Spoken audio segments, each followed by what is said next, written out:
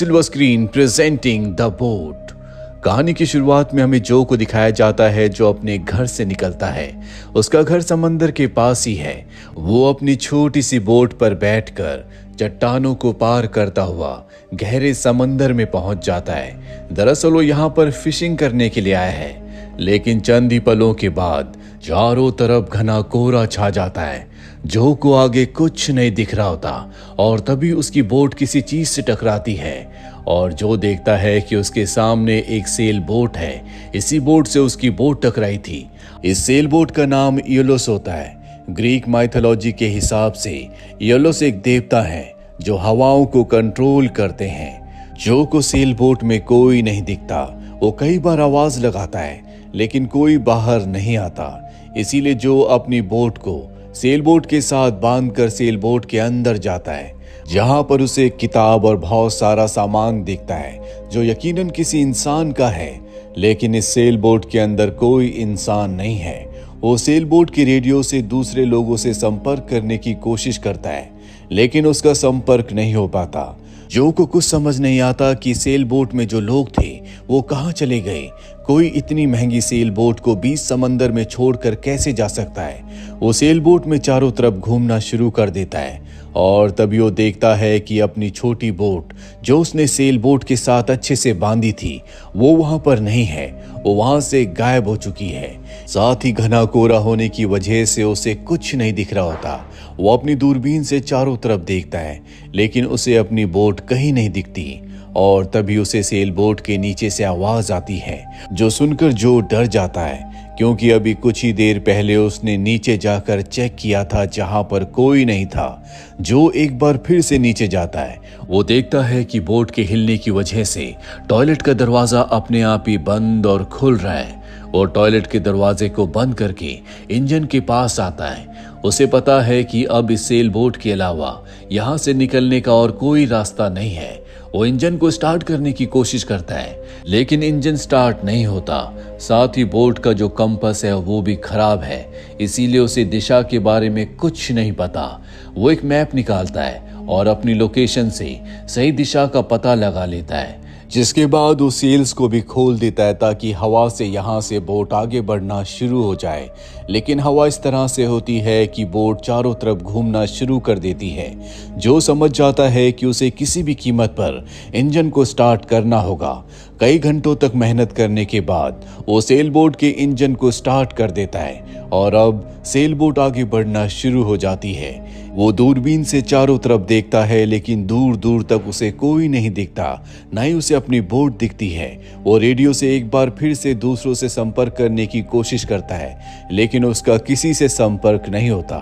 अब उसे पी करना होता है, इसीलिए वो डेक पर आता है और जब वो पी कर रहा होता है तभी सेल उससे टकराता है, जिससे उसे एक जोरदार धक्का लगता है। वो बोट से नीचे गिरने वाला था कि वो रेलिंग को पकड़ लेता है। अगर वो बोट से नीचे गिर जाता तो वो समंदर में ही फंस जाता, उसकी मृत्यु हो जाती। इसीलिए वो तय करता है कि नीचे टॉयलेट में जाकर वो पी करेगा। और टॉयलेट के अंदर पी करने के लिए जाता और तभी दरवाजा अपने आप ही लॉक हो जाता है। वो लॉक को खोलने की बहुत कोशिश करता है, लेकिन लॉक उससे नहीं खुलता।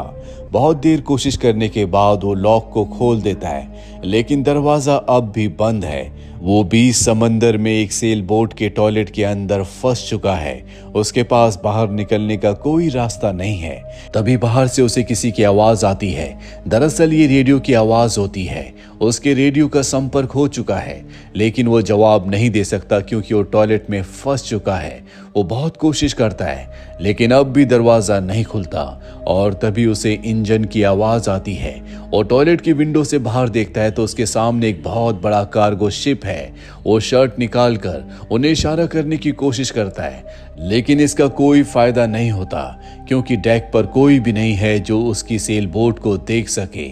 सेल बोट लगातार उसी कार्गो शिप की तरफ बढ़ रही होती है और बहुत जल्दी वो उस कार्गो शिप से टकरा जाएगी। जो पूरी तरह से परेशान हो जाता है। तभी उसे एक रस्सी मिलती है, जिस रस्सी को वो अपनी सेल बोट से नीचे फेंकता है ताकि सेल बोट का जो फैन है उसमें रस्सी अटक जाए और इंजन बंद हो जाए। होता भी ऐसा ही है। रस्सी इंजन के फैन ब्लेड से लिपट जाती है, पर रस्सी का जो दूसरा हिस्सा जो के पास है वो उसके गले के साथ अटक जाता है। रस्सी लगातार उसके गले को दबा रही होती है, पर जो किसी तरह से रस्सी को अपने गले से निकालने में कामयाब हो जाता है। रस्सी ने उसके गले को इतनी जोर से दबाया होता है कि अब वो बेहोश हो रहा है, और तभी उसकी सेल बोट कार्गो शिप से टकराती है, जिस वजह से अब धीरे धीरे सेल बोट में पानी भरना शुरू हो जाता है। कुछ देर के बाद जो को जब होश आता है तो देखता है कि वो कार्गो शिप उसके आसपास कहीं नहीं है। इसका मतलब ये है कि कार्गो शिप उससे बहुत दूर जा चुका है। और तभी उसे बाहर किसी के कदमों की आहट सुनाई देती है, जो सुनकर वो हैरान हो जाता है, क्योंकि सेल बोट इतनी बड़ी नहीं है और उसने पूरी सेल बोट को चेक किया था, इसमें कोई नहीं था। जो को लगता है कि ये उसका भ्रम है। जो कि सबसे बड़ी प्रॉब्लम ये होती है कि अब भी सेल बोट बहुत रफ्तार से आगे बढ़ रही होती है। हालांकि रस्सी से उसने इंजन को बंद कर दिया था, लेकिन सेल बोट की जो सेल है वो खुली हुई है, इसीलिए हवा की वजह से वो बहुत रफ्तार से चल रहा होता है। वो अब किसी भी तरह से इस बोट को रोकना चाहता है, इसीलिए वो एक डंडे से सेल की रस्सी को खींचकर उसे डाउन कर देता है, जिससे सेल बोट रुक जाती है। पर जल्दी वो रस्सी अपने आप ही टूट जाती है। एक बार फिर से सेल बोट हवा की रफ्तार से आगे बढ़ना शुरू कर देती है। जो पूरी तरह से फ्रस्ट्रेट हो जाता है, क्योंकि उसकी सारी कोशिशें नाकाम हो चुकी है और अब टॉयलेट के अंदर पानी भी भरना शुरू हो जाता है। जब वो पानी को टेस्ट करता है तो उसे पता चल जाता है कि ये समंदर का पानी नहीं है, क्योंकि पानी मीठा होता है। जो चिल्ला चिल्ला कर कहता है कि मुझे पता है कि बाहर कोई है, मुझे तुम्हारी दया की, तुम्हारी हेल्प की कोई जरूरत नहीं है, मैं खुद यहाँ से निकल सकता हूँ। जो को पूरा यकीन हो चुका है कि बाहर जो भी इंसान है वो जो को चोर समझ रहा है, इसीलिए उसने जो को यहाँ पर कैद किया है। और अब टॉयलेट के अंदर जो पानी होता है वो अपने आप ही नीचे चला जाता है। कई घंटे बीत जाते हैं, जो को प्यास लगी होती है और एक बार फिर से पानी ऊपर आता है, लेकिन इस बार जब वो पानी को टेस्ट करता है तो मीठा नहीं बल्कि खारा पानी है। यानी कि कार्गो शिप से टकराने के बाद जो सेल बोट डैमेज हुई थी, वहां से समंदर का पानी सेल बोट के अंदर भरना शुरू हो गया है और धीरे धीरे उसका लेवल बढ़ना शुरू हो जाता है। तभी वो विंडो से बाहर देखता है, सामने एक बहुत बड़ा तूफान होता है। सेल बोट लगातार उसी तरफ बढ़ रही होती है। वो एक डंडे में ब्लेड लगाकर सेल बोट की जो सेल्स होती है उनकी रस्सी को काटने की कोशिश करता है, लेकिन कोई फायदा नहीं होता। वो रस्सी नहीं काट पाता, उसका हाथ भी जख्मी हो जाता है और अब उसकी सेल बोट उस तूफान में फंस जाती है। पूरी रात इसी तरह से बीत जाती है और अगली सुबह जब उसकी आंख खुलती है तो वो देखता है कि टॉयलेट में बहुत ऊपर तक पानी भर चुका है, जिसका लेवल लगातार बढ़ता ही जा रहा है और जल्दी अगर वो यहाँ से नहीं निकला तो उसकी मृत्यु हो जाएगी। इसीलिए जो पूरी जान लगाकर दरवाजों पर लात मारना शुरू कर देता है और इस बार दरवाजे खुल जाते हैं। वो सेल बोट के ऊपर डेक पर आ जाता है। जो को पता है कि बहुत जल्दी सेल बोट डूबने वाली है, इसीलिए अपनी जान बचाने के लिए वो एक राफ्ट बनाता है, जिसे समंदर में फेंक कर वो उस राफ्ट के ऊपर बैठ जाता है। बहुत देर इंतजार करने के बाद भी सेल बोट नहीं डूबती। वो तय करता है कि वो सेल बोट के ऊपर जाकर उसके इंजन को स्टार्ट करेगा ताकि यहाँ से निकल सके। सबसे पहले वो सेल बोट के ऊपर जाकर उन सभी डैमेज हिस्सों को रिपेयर करता है जहाँ से पानी अंदर आ रहा होता है। इसके बाद वो एक मोटर की मदद से पानी को जो सेल बोट के अंदर भरा होता है उसे बाहर फेंकना शुरू करता है। साथ ही वो सेल्स को भी ठीक करता है। इसके बाद वो रेडियो से दूसरे लोगों से संपर्क करने की कोशिश करता है, लेकिन उसका संपर्क नहीं हो पाता। उसे पता है कि उसे किसी भी कीमत पर इसी सेल बोट से किनारे तक जाना होगा, नहीं तो यहीं भूख प्यास से मारा जाएगा। और तभी उसे अपने सामने कुछ ही दूरी पर एक कार्गो शिप दिखता है जो उसने राफ्ट बनाई होती है। वो उससे उस कार्गो शिप की तरफ जाना शुरू कर देता है।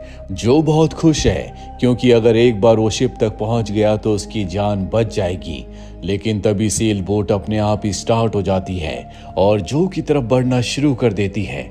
जो देखता है कि सेल बोट उसी की तरफ आ रही है, इसीलिए उसे अपनी जान बचाने के लिए राफ्ट से नीचे कूदना पड़ता है। सेल बोट उसकी राफ्ट के 2 टुकड़े कर देती है और अब जो पूरी तरह से डर चुका है वो सेल बोट के ऊपर नहीं जाना चाहता, क्योंकि उसे समझ में आ चुका है कि ये कोई आम सेल बोट नहीं है बल्कि एक रहस्य है जिसके बारे में उसे कुछ नहीं पता। सेल बोट के सेल्स पूरी तरह से ऊपर होते, ना ही उसका इंजन ऑन होता है, फिर भी वो चलकर उसकी तरफ आ गई थी और अब सेल बोट अपने आप ही उसके आसपास ही रुक जाती है, क्योंकि सेल बोट चाहती है कि जो एक बार फिर से ऊपर आ जाए, पर जो ऊपर नहीं जाना चाहता वो समंदर में रहता है। पर तभी उसे एहसास होता है कि उसके आसपास बहुत बड़ी फिश आ चुकी है। उसे लगता है कि ये शार्क है, पर जो की किस्मत अच्छी होती है, क्योंकि ये शार्क नहीं बल्कि डॉल्फिन होती है जो इंसानों को कोई नुकसान नहीं पहुंचाती।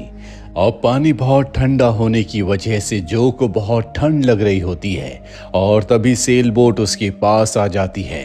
जैसे सेल बोट उससे कह रही हो कि तुम ऊपर आ जाओ। मजबूरी में जो को सेल बोट के अंदर जाना पड़ता है, क्योंकि अगर वो रात भर पानी में रहेगा तो उसे हाइपोथर्मिया हो जाएगा, जिससे उसकी मृत्यु हो जाएगी। जो बोट के अंदर जाकर सो जाता है। अगली सुबह जब वो उठता है तो देखता है कि बोट का दरवाजा अपने आप ही लॉक हो चुका है, यानी कि वो बाहर नहीं निकल सकता। तभी वो टॉयलेट के अंदर देखता है जहां पर टॉवल के ऊपर एक छोटा सा कवर लगा होता है। वो उस कवर को खोलता है। वो देखता है कि यहाँ से ऊपर जाने का रास्ता है। अब वो उस जगह से ऊपर जाने की कोशिश करता है जहां पर उसे एक चाकू भी मिलता है। यहाँ पर कुछ खाने का सामान भी है। जो समझ जाता है कि कोई यहाँ पर छुपा हुआ था। अब वो ऊपर जाने की कोशिश कर रहा होता है, लेकिन तभी वो छोटा सा कवर अपने आप ही बंद हो जाता है, जिसका मतलब ये है कि एक बार फिर से जो यहाँ पर छोटी सी जगह में फंस चुका है। साथ ही सेल बोट बहुत तेजी से चल रही होती है। जो जोर जोर से चिल्लाने लगता है कि मुझे छोड़ दो, मुझे जाने दो, मैंने तुम्हारा क्या बिगाड़ा है। और अपने आप ही सेल बोट अगले पल रुक जाती है। सारे दरवाजे भी खुल जाते हैं। जो सेल बोट से बाहर आता है वो देखता है कि ये एक आइलैंड पर एक टाउन के पास है, जो कि अबेंडेंड टाउन है। यहाँ पर कोई नहीं रहता। वो उस टाउन में घूमना शुरू कर देता है। यहाँ बस खाली इमारतें होती हैं और तभी उसे इंजन की आवाज आती है। वो देखता है कि सेल बोट अपने आप ही स्टार्ट होकर यहाँ से जा रही है। वो समझ जाता है कि ये कोई इंटेलिजेंट या फिर सुपर नेचुरल पावर वाली सेल बोट है, जिसके अंदर वो फंस गया था।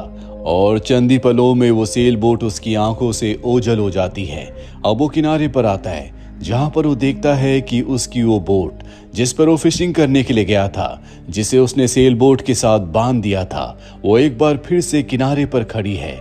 और अब हमें यहाँ टाउन में बहुत सारे लोगों को भी दिखाया जाता है। दरअसल ये वही टाउन, वही जगह है जहाँ से उसने अपना सफ़र शुरू किया था।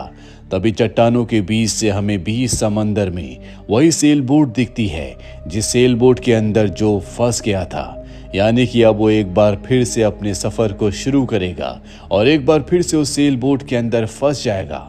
वो एक लूप में फंस चुका है, जिससे शायद बाहर निकलना बहुत मुश्किल है। या हो सकता है कि ये एक ऐसी सेल बोट हो जो अपने अंदर इंसानों को फंसाकर उन्हें मार देती है।